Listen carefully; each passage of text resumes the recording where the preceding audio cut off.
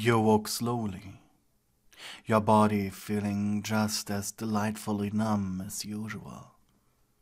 Kneeling at the headrest of an old, creaky wooden bed, with a very worn-out mattress and no blanket. A heavy ray was resting on your lap. It gently moved as it breathed, inhaling through your nose the gentle scent of lavender. By now, so used to it that it no longer affected your mind. As such, you could simply enjoy the quiet for what it was. The smell of a flower. Imagining yourself outside, sun shining on your body, as you walk through a field of lavender flowers, it was almost like a memory, but so distant it might as well just be a fantasy.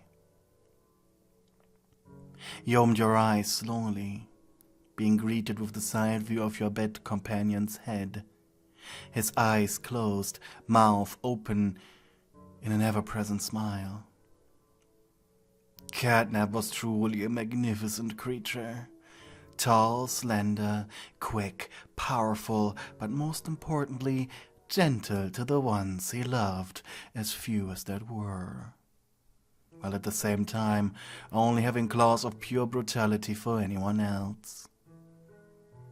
You raised your left hand, watching as you allowed your bony fingers to be placed behind his ear, gently scratching it, making Catnap purr in his dreams and puff a little gas out of his throat. Your gaze shifted to the side. The room hasn't been fully filled with the red smoke yet, but was roughly ankle deep beneath the bed. He must have had a very calm dream then, probably thanks to your loving embrace. After the hour of joy, you and many others had been forced to discard their humanity, forgetting your names in place of your toy identities. Thankfully, your memories had been heavily suppressed with medication during your transformation into a toy. You were a Margaret doll, a rival toy line created against Hasbro, who with their Barbie dolls had a vice grip on the girls' toy market. Margaret dolls had the usual Playtime co-educational charm, though. While Barbie was sitting in her decadent pink mansion with her trophy husband and no care in the world, the Margaret dolls were created to promote women's positions in jobs. Initially starting with more stereotypical jobs, such as maid and veterinarian, but over the years becoming more bold as feminism became more popular. There were astronaut Margarets and even an army commando Margaret. Ironically, that last one was very popular by boys who wanted a girl on their teams of action figures. But in your case, you were intended to be a nurse. According to files you had found in the real world, you had a medical degree, which would explain why, by just reading the names of certain medication, you could immediately tell what they did, and you had natural knowledge of wound care. You had a mannequin-like body with many seams and joints that occasionally creaked as their plastic shell bent to your will and became damaged due to use. For you, being a toy was more akin to being a bug. Your plastic body damaged, but due to you having just lied down for many years, it was more weathered than broken. Countless scratches and burn marks covered your body. You were usually dressed in a white and pink nurse dress, your little headwear lost to time. To prevent offending the Geneva Convention, neither your clothes nor your body had any actual red crosses on them.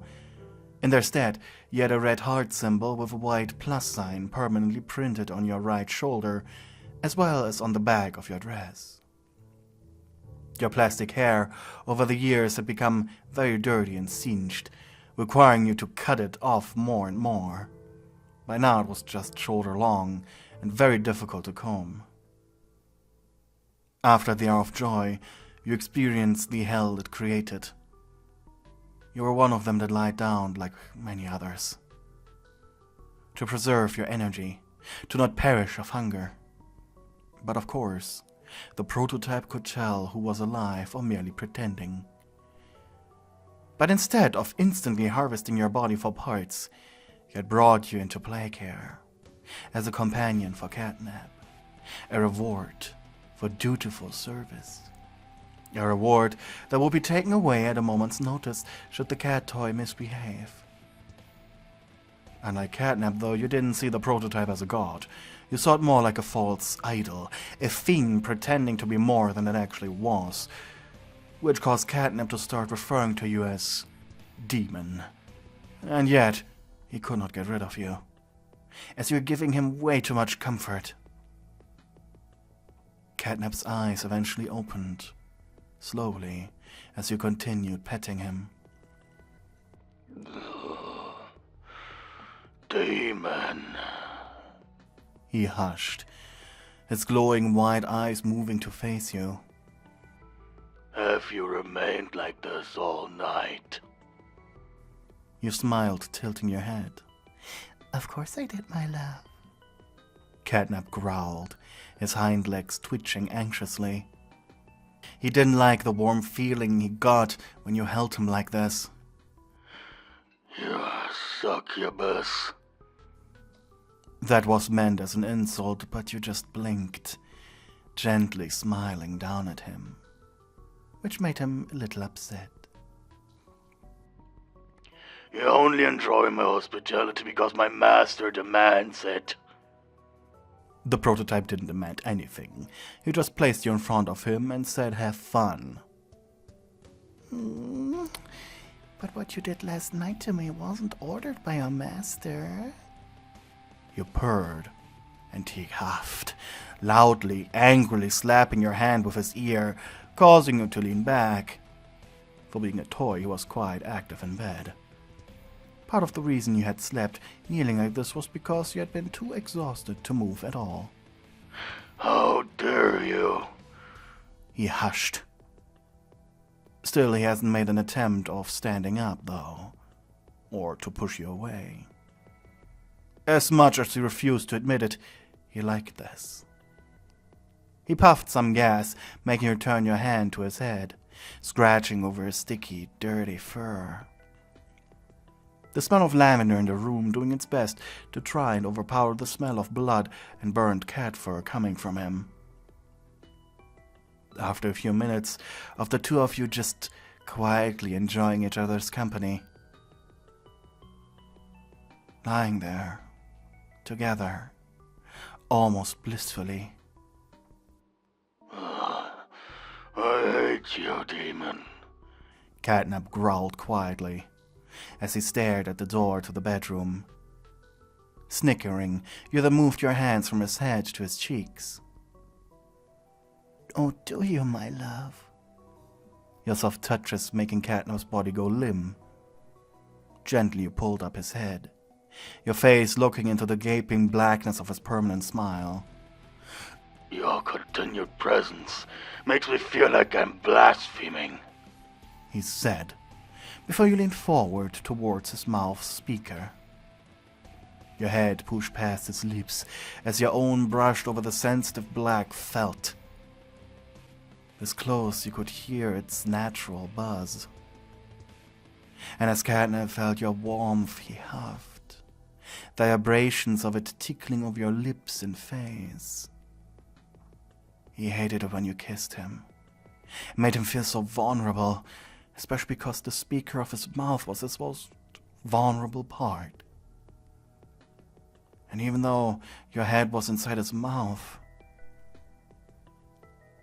after a quiet moment you pulled away, popping out of him with a smile. You watched as Catnap threw himself out of bed. Demon, that wasn't funny. I could have bitten your head off. Oh, are you worried about me, my love? No. Shyly, he pulled his head back, ears pressed tightly against his scalp. He took a step towards the door, placing his giant paw on the handle. Demon, do what you must do. I must do my rounds. That was all he said before leaving. Among the duties you had to fulfill to keep Catnap docile towards you was sweeping the floors and tidying up any debris that was lying around. Though, since you were the only person here collecting the debris and getting rid of it, there was still a lot left since the Hour of Joy. Lastly, it was making sure that the doors to the school building were sealed properly. Catnap did not want the teacher to leave the building, even though her delusions should keep her inside regardless. As you checked the chains around the door, your gaze suddenly shifted towards the playhouse, your heart skipping a beat. Hand placed on your chest. You knew what was inside there. Who was inside there? And so, against Catnap's strict instruction of never entering it, you did anyways. Your feet moving on their own as you approached the colorful, run-down building, the smell of rotten flesh and disgusting mixtures of scented gases coming from it. Your hand took hold of the door, and then you slipped inside. The building was dark, only a few lights still functioned. Broken walls and hanging tires were a common sight inside the building. You stepped over trash and rubble into one of the playrooms. The floor was covered with snoring critters, only a few of them awake enough to cautiously watch you. They knew you. This wasn't your first time here. They knew you were meat, but you were meat that wasn't meant to be eaten by them, and yet they needed to hold themselves back. You wandered through the moist, moldy halls. Your destination was deep inside the playhouse, hidden in its deepest, darkest corner. With a sheepish grin, you wandered. There, your head peeking at your target. As it hung there, limp and silent. With a quickly beating heart, you approached the seemingly dead husk of DogDay. A beat-up, half-dead toy, body torn in half, held together by a single tight belt, attached to the playhouse's pipe system from above. His head sunken, unmoving. Quietly, you stepped to his side, poking his face with a finger and giggling excited. It wasn't the first time you visited DogDay. And so, eagerly, you opened up the restraints on his arms, one by one. The belts were easy, but the barbed wires and ropes were more difficult. But finally, after an hour of attempts, DogDay slammed on the ground with a loud, hollow thud. You giggled excited, taking his head and inspecting it, looking for the light of his eyes, your face getting closer to his. And then, You shouldn't have done that, demon. he hissed as his eyes opened. Without hesitation, he lunged for your head, throwing you back first on the ground.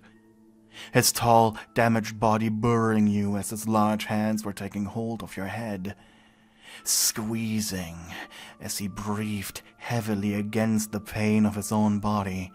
You could smell the vanilla gas coming out of his mouth, as little as he still had left in there.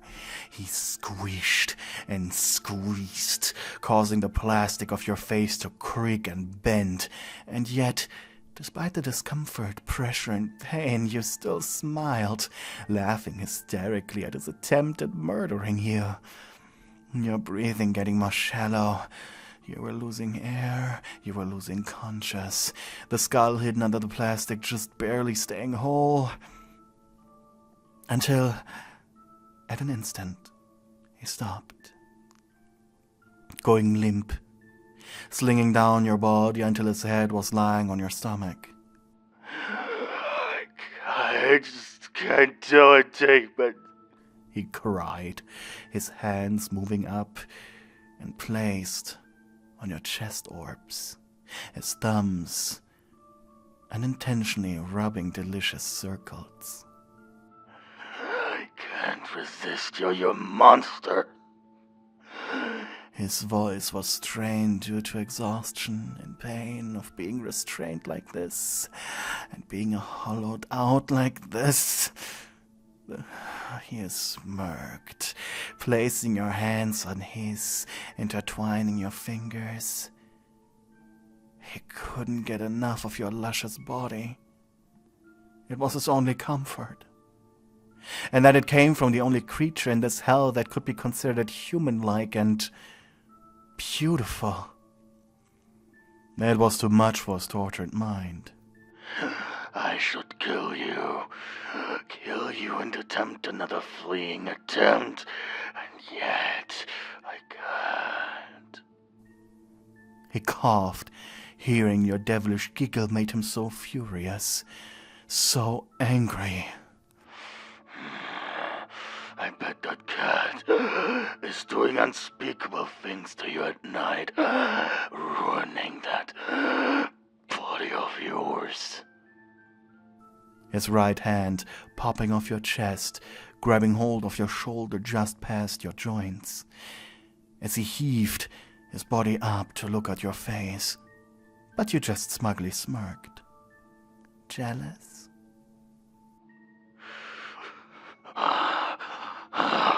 I'm going to tear you apart, rip you limb by limb, and shove them into your orifices.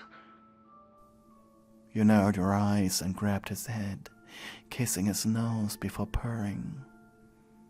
Then do it, doggy. It was 3 hours later. DogDay lay next to you, passed out.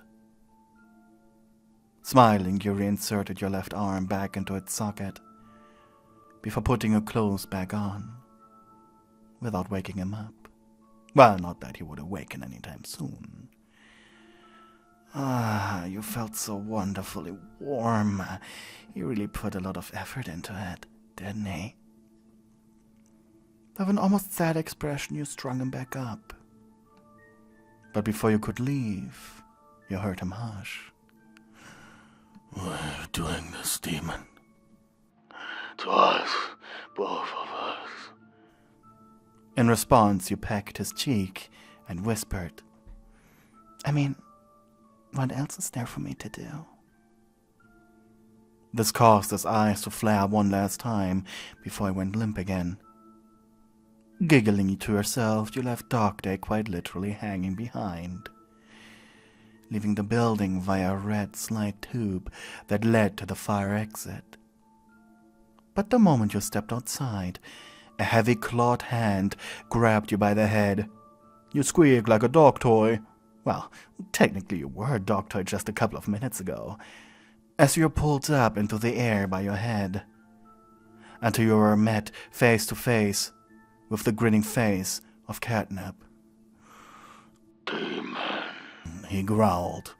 What did you do in the playhouse? His claws dug into your plastic shell painfully, but as your body hung limply in the air, you just smiled. I suppose you can say I was fooling around. Catnap's eyes narrowed, his grip tightening wonderfully, painfully. Fooling around? You had orders. You had rules. I expect you to follow them. He then sat you down on his back as he began walking towards Sweet Home. You must be punished, demon, and I promise you won't like it. Smirking, you lie down on his back, rubbing your face against his fur. Something tells me I will very much enjoy this. Hey, thank you for watching my video until the very end.